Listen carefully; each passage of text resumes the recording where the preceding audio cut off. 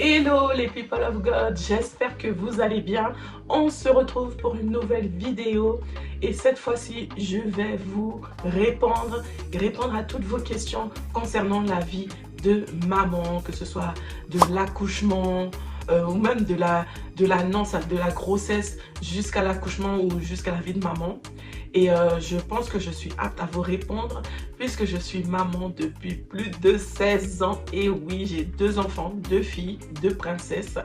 Une qui a presque 17 ans, elle va avoir 17 ans là, à la fin du mois. Et une autre petite fille de 6 ans. Et je pense que je vais vous donner en tout cas des réponses en fonction de mes expériences. J'espère que vous êtes prêts. J'ai noté toutes vos questions, mais je ne pense pas pouvoir répondre à toutes les questions parce qu'il y en a beaucoup. Je les ai aussi classées par thématique. Donc, on va commencer dès maintenant.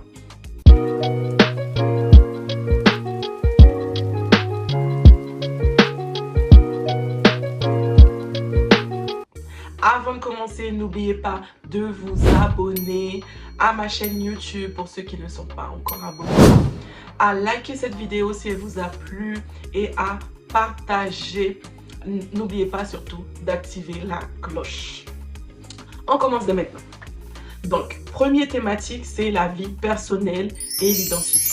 Donc, la première question qui m'a été posée, c'est qu'est-ce qui a le plus changé chez toi depuis que tu es devenue mère? Alors, ce qui a le plus changé chez moi lorsque je suis devenue mère, c'est l'organisation. Il faut savoir que j'étais quelqu'un qui n'était pas du tout organisé. Et je faisais les choses au jour le jour, voilà. Je faisais les choses au jour le jour et parce que j'avais pas de responsabilité en quelque sorte. Et du coup, le fait de devenir mère, ça m'a poussée à m'organiser dans tout, quand je vous dis dans tout, parce que je ne peux pas sortir comme ça, il faut que je m'organise pour que les enfants soient gardés, etc. Il faut que je m'organise pour que les devoirs soient faits, même lorsque je suis pas là, même lorsque je rentre tard, parce qu'il y a un jour par semaine où je travaille sur Paris, du coup je suis amenée à rentrer un peu plus tard, je pars tôt et je rentre plus tard. Donc ce qui veut dire que comme le lendemain il y a école, il faut que je m'organise pour que les devoirs soient faits, pour que le repas soit fait, etc. Donc, heureusement que maintenant, je peux souffler un peu parce que j'ai une ado de 17 ans, bientôt 17 ans, et qui peut m'aider dans mes tâches. Comme vous savez, si vous me suivez depuis le début de ma chaîne YouTube, vous allez voir que je suis maman solo et que j'ai personne, entre guillemets, qui peut m'aider à m'occuper de mes enfants. Donc, je suis obligée de m'organiser. Et donc, voilà, si je pourrais dire ce qui a changé depuis que je suis mère, c'est l'organisation. Premièrement. Deuxièmement, c'est le fait que je ne peux pas sortir comme je veux. C'est pas possible, plus possible. Avant, je pouvais sortir comme je voulais, aller en boîte, etc. Depuis que je suis devenue mère, ça a totalement changé. Je ne dis pas que je ne sortais pas, mais ça a totalement changé dans le sens où ça rejoint aussi l'organisation. Il faut trouver quelqu'un pour garder les enfants. Il faut que... Voilà, c'est une organisation qu'il faut mettre en place. Donc en tout cas, la chose principale, je dirais que c'est l'organisation qui change. La deuxième question qui m'a été posée, as-tu peur de te perdre en devenant maman? Oui, effectivement, j'ai eu peur de me perdre. Je me suis dit que une fois que j'ai mes enfants, la vie ne tournera plus autour de moi, mais que autour de mes enfants. Parce qu'il faut savoir que on s'achète plus des vêtements comme avant. On préfère privilégier l'achat des vêtements des enfants, du matériel des enfants, de ce qui pourrait manquer aux enfants. S'ils ont besoin de quelque chose, il faut pouvoir l'acheter, etc. Et du coup, c'est compliqué en fait de penser premièrement à soi. Il faut toujours penser aux enfants. Oui, j'ai eu peur de me perdre, même le fait de ne plus prendre soin de moi. Et je me rappelle que ma maman me disait souvent que c'est pas parce que tu es en couple ou que tu es devenue mère qu'il faut se perdre. Non, il faut prendre soin de soi, il faut toujours bien s'apprêter, il faut pas s'oublier, il faut se maquiller, etc. quand tu sors. Parce que voilà, Tu es une femme avant tout et c'est pas parce que tu as des enfants ou pas parce que tu as quelqu'un dans ta vie que tu ne peux pas prendre soin de toi. Il faut toujours prendre soin de toi et ça fait toujours du bien de prendre soin de soi. J'essaye de répondre rapidement parce qu'il y a beaucoup de questions. Comment arrives-tu à garder du temps pour toi? Ben, ça revient encore l'histoire de l'organisation, mais j'essaye de prendre un temps pour moi-même au moins une fois par semaine. J'essaye, hein, je ne dis pas que je le fais, mais j'essaye au moins de prendre un temps. Des fois, je me dis là, il faut que je souffle. J'ai besoin de sortir, donc je vais faire en sorte d'aller au cinéma toute seule ou peut-être aller faire une petite séance de relaxation, de massage, etc. Pourquoi pas. Bon, c'est vrai que j'en fais pas souvent. J'en ai eu à le faire sans les enfants, avec mes cousines et tout, avec ma soeur. On est parti, on a fait une journée spa, piscine, massage et franchement c'était vraiment bien parce que ça m'a fait du bien de pouvoir me retrouver sans les enfants, prendre un peu de temps pour moi, pouvoir relâcher la pression. Vraiment c'était magique et je vous invite vraiment les filles, si vous êtes maman solo ou même si vous êtes maman en couple, vous devez prendre soin de vous. Voilà, vous organiser de sorte, parce qu'il y a des personnes autour de nous qui peuvent nous aider justement à prendre soin de nous. Donc, dernière question, te reconnais-tu encore dans la femme que tu étais avant? Ah non, je ne me reconnais plus parce que j'avoue que j'ai pris énormément de maturité en devenant mère. Je ne suis plus l'adolescente ou même la jeune femme que j'étais auparavant. Et il faut dire que maintenant j'ai 37 ans. Et que je ne suis plus vraiment la même jeune femme que j'étais. J'ai eu beaucoup d'expériences qui font que ça m'a permis de grandir en tant que femme, en tant que mère. Et je remercie le Seigneur parce qu'il m'a vraiment aidée dans ce rôle de maman. Parce que j'avoue, c'est pas facile tous les jours. On parle énormément, on s'énerve énormément. Et ça nous apprend à travailler aussi sur la maîtrise de nous-mêmes. Parce que c'est vrai que le fait d'avoir d'autres personnes qu'on élève, d'autres personnes qui nous font nous sortir en fait de notre zone de confort, de nos gants, on va dire, si je peux dire ça. Voilà, c'est quelque chose donc... je remercie le Seigneur de m'avoir permis de tenir jusqu'à maintenant parce que j'avoue que le rôle de maman c'est pas facile. Je pourrais dire même c'est un métier. C'est un métier d'être mère et c'est pas facile. Donc voilà. Donc courage les mamans si vous me suivez. Courage parce que c'est pas facile, on est ensemble. Deuxième thématique, le travail et équilibre de vie. Est-ce que la maternité a changé ta vie, ta vision du travail? La maternité a changé ma vision du travail parce que je me rappelle au début quand j'ai eu mon premier bébé, c'était pas évident parce que je travaillais pas encore, je faisais mes études et c'était vraiment compliqué et je me disais en faisant les études ce sera pas facile parce qu'il faut acheter le lait et un enfant ça coûte cher, oui j'avoue ça coûte cher et fallait penser avant tout à sa nourriture. Il fallait acheter le lait, il fallait acheter les couches, il fallait acheter les habits. Et un enfant, ça grandit vite, donc à chaque fois, il faut acheter des habits. Oui, ça a changé ma vision dans le sens où j'ai rapidement été chercher du travail pour subvenir aux besoins de mon enfant. Donc voilà. Deuxième question, comment concilier carrière et vie de famille sans culpabiliser? C'est vrai que des fois, c'est assez compliqué, surtout au début parce qu'il faut savoir qu'avant le confinement, fallait s'organiser parce que l'enfant est à la crèche, il faut courir pour aller le chercher après le travail, etc. Il faut essayer de s'organiser en fonction du travail, les horaires, etc. pour voilà, rapidement aller chercher l'enfant. Et c'est vrai que je ne travaillais pas trop loin. Pas trop loin de la maison, donc ce qui m'a été un très gros avantage pour ne pas avoir de soucis de transport parce que je vous avoue, les soucis de transport c'est compliqué. Et oui, au début aussi, avec ma première fille, c'était compliqué dans le sens où j'habitais pas à côté du travail. Donc ce qui faisait que quand je cherchais du travail, c'était compliqué. Même il y a une fois, petite anecdote, où j'ai trouvé un emploi et c'était un emploi vraiment bien parce que bien situé sur Paris, salaire raisonnable et franchement c'était une bonne entreprise. Cependant, je suis arrivée en retard parce qu'avec les soucis de garderie, etc., c'était compliqué parce qu'il s'avère que la garderie n'était pas à l'école et il fallait que je trouve l'endroit. Bref, c'était tout un périple qui fait que je suis arrivée en retard pas à l'entretien, mais à mon premier jour. Et à cause de ça, on ne m'a pas gardée. Et ça m'a fait énormément de mal. Et je me suis dit, si j'avais pas eu d'enfant, peut-être que ce serait pas arrivé. Mais bon, on peut pas savoir ce qui peut se passer dans la vie.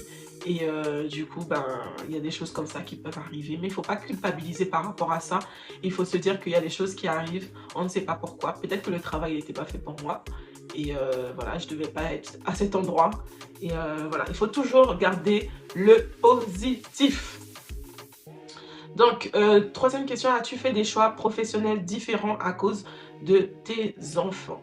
Je dirais pas que j'ai fait des choix différents par rapport à mes enfants. Je pense que plus que j'étais flemmarde par rapport à ça. Parce que à la base, je voulais faire des études pour être sage-femme. Mais je voyais que les études étaient trop longues et que aussi en sciences, j'étais pas très bonne. En biologie, j'étais pas très bonne. Et du coup, je me disais que ça ne correspondait pas parce que comme c'était du par cœur, je ne pourrais pas assurer dans le long terme. Donc, je me suis orientée vers autre chose. Mais je ne dirais pas que c'est à cause des enfants que j'ai fait un choix professionnel. Que dirais-tu à une femme qui hésite entre ambition professionnelle et maternité? Je dirais à une femme qu'il ne faut pas, surtout pas hésiter à avoir un enfant parce que ça t'apprend énormément.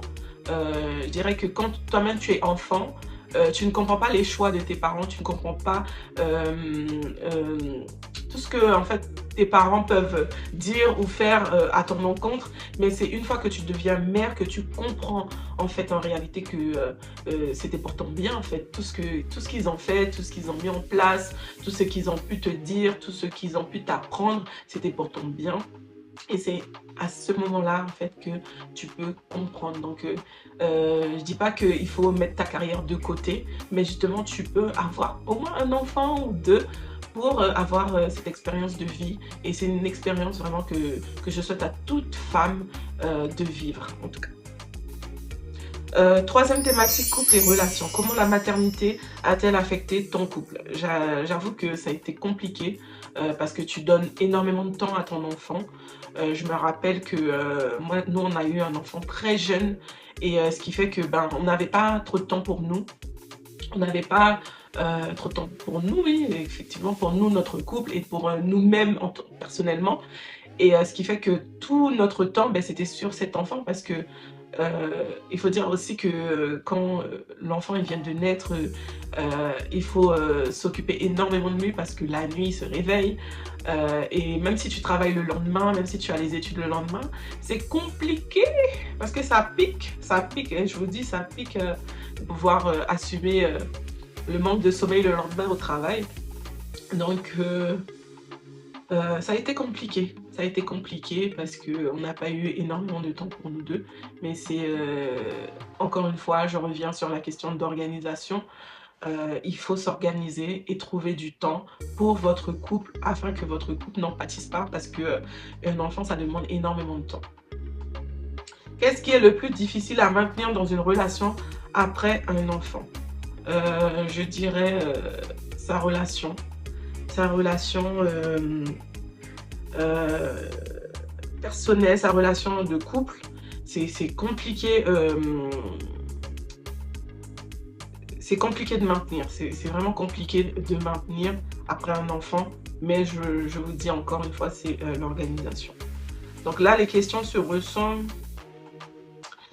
Alors, on va passer à la thématique suivante, c'est la santé mentale et les émotions. Parle-t-on assez de difficultés émotionnelles après la naissance? Alors, on ne parle pas assez, je trouve, des difficultés émotionnelles. J'ai beaucoup entendu des histoires de baby blues après la grossesse que certaines femmes vivaient. Moi, je ne l'ai pas vécu personnellement. Mais je pense que c'est assez difficile parce qu'en fait, on ne nous apprend pas à être mère. On ne nous apprend pas toutes ces choses. On le découvre au fur et à mesure. Et c'est assez difficile parce que quand tu attends un enfant pour la première fois, tu as beaucoup de peur, tu as des craintes, etc. Voilà, c'est assez difficile pour toi. Tu te poses énormément de questions.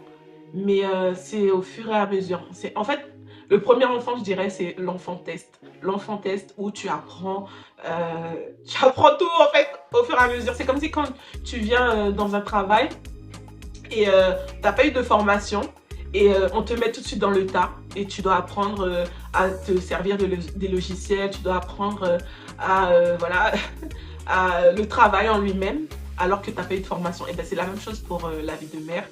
Tu n'as pas eu de formation, tu as beau lire tout un tas de livres, tu as beau regarder tout un tas de vidéos, de tutos, etc. En fait, même si aussi tu as une mère qui a pu peut-être te répondre à certaines questions, mais je dirais la vie de mère, c'est tout un chacun. En fait, c'est propre à une femme. Toutes les femmes ne vont pas vivre la même chose, la même expérience en fait.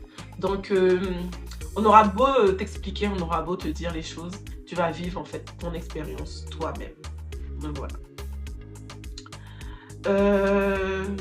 As-tu déjà ressenti de la culpabilité ou de l'épuisement? Ah ça j'avoue, jusqu'à maintenant, même en ayant 37 ans, des fois j'ai de la culpabilité, même de l'épuisement. Des fois, le fait même d'être seule sans les enfants, je me sens coupable. Je me dis, oh, je savoure mes moments et mes enfants, ils sont là sans moi, etc. Oui, je peux avoir ces moments-là d'épuisement aussi, où je suis fatiguée parce que il faut faire énormément de choses, il faut penser à énormément de choses. Il faut penser pour plusieurs en fait. Tu ne penses pas seulement pour toi, mais il faut penser pour les autres. Et ça peut t'épuiser moralement et physiquement. Et j'avoue, c'est pour ça que je disais qu'il faut avoir des temps pour soi-même parce que tu peux vite lâcher prise, tu peux vite craquer parce que tu n'as pas su gérer. Donc, question suivante, qu'est-ce que tu aurais aimé entendre avant de devenir mère? Qu'est-ce que j'aurais aimé entendre? C'est que la vie de maman, c'est pas facile, que c'est un métier comme un autre et il va falloir être fort parce que quand ton enfant grandit, il a des réactions, il a... comment puis-je dire ça? Il a des réactions, il y a tout un tas de phases en tout cas par lesquelles il passe et pour essayer de comprendre. En fait, quand tu deviens mère, tu es à la fois mère, tu es à la fois père, tu es à la fois psychologue, tu es à la fois docteur, tu es à la fois nounou. En fait, tu as tellement de métiers, on va dire. Et c'est pas évident en fait, hein. C'est pas évident. Donc j'aurais aimé qu'on me dise que voilà, c'est pas évident, mais que ça va aller parce qu'il n'y a pas que des moments de difficulté, il y a aussi des moments de joie. J'avoue, des fois je me barre avec mes enfants et voilà, je m'ennuie pas en tout cas. Dernière question. Comment demandes-tu de l'aide quand ça ne va pas? Alors moi, il faut savoir que j'ai du mal à demander de l'aide. J'ai du mal à demander de l'aide, mais c'est vrai que des fois, ma soeur elle m'arrange parce qu'elle me demande est-ce que je peux prendre les enfants, etc. Du coup, ça me soulage un peu de pouvoir, pendant les vacances scolaires, pouvoir relâcher un petit peu. Donc, des fois, ça fait du bien. Des fois, ça fait du bien. Mais j'avoue, je ne demande pas de l'aide et ce n'est pas à faire les filles. Il faut demander de l'aide. Quand vous sentez que ça ne va plus, vous sentez que vous êtes fatigué, vous sentez que vous avez besoin de repos, demandez de l'aide, demandez de l'aide. Que ce soit votre conjoint, que ce soit votre famille, demandez de l'aide. Ça fait toujours du bien de pouvoir souffler un tout petit peu. Alors, thématique suivante, c'est la maternité et relations au quotidien. Alors, il y a quelqu'un qui m'a demandé, est-ce que ça fait mal l'accouchement? Alors, il faudrait que je fasse une story time sur l'accouchement. Alors, j'ai eu 2 accouchements différents. Donc, c'est pas été la même expérience. Mais il faudrait que... ouais. En tout cas, ça fait mal. Hein, je ne vais pas vous cacher. Ça fait mal. Mais vive la péridurale. Gloire à Dieu pour la péridurale. Heureusement que la technologie, que je raconte, l'évolution, voilà, humaine fait que les femmes ne souffrent plus. Parce que vraiment, je sais pas, il y a certaines femmes qui accouchent sans péridurale. Je sais pas comment elles font, mais je vous dis bravo. Parce que moi, j'aurais pas pu. Déjà, les contractions, ça fait mal. Alors l'accouchement, encore pire. Donc voilà, chapeau. Chapeau, chapeau les femmes qui font son accouchement. En plus, j'ai été amenée à voir des accouchements parce que j'ai fait un stage à l'hôpital. Quand j'étais en première, j'ai fait un stage à l'hôpital. J'ai demandé à faire un stage en service maternité comme je voulais être sage-femme. Donc j'ai eu à voir des accouchements et j'ai vu des femmes accoucher sans péridurale. Hein. Et être forte, sans crier, sans se plaindre. Franchement, chapeau. Moi, je vous dis bravo.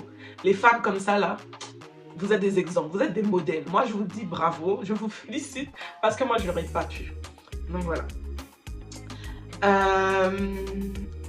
Question suivante. À quoi ne t'attendais-tu pas du tout en devenant mère? Je ne m'attendais pas à ce que ça soit aussi beau d'être mère. Vraiment parce que je voyais au loin, mais je me disais, est-ce que c'est aussi beau d'être mère? Parce que c'est vrai, j'avoue, hein, c'est beau d'être mère et tout. J'ai parlé beaucoup des difficultés et tout, mais c'est beau d'être mère, en fait. Ouais, je m'attendais pas à ça. C'est beau d'être mère.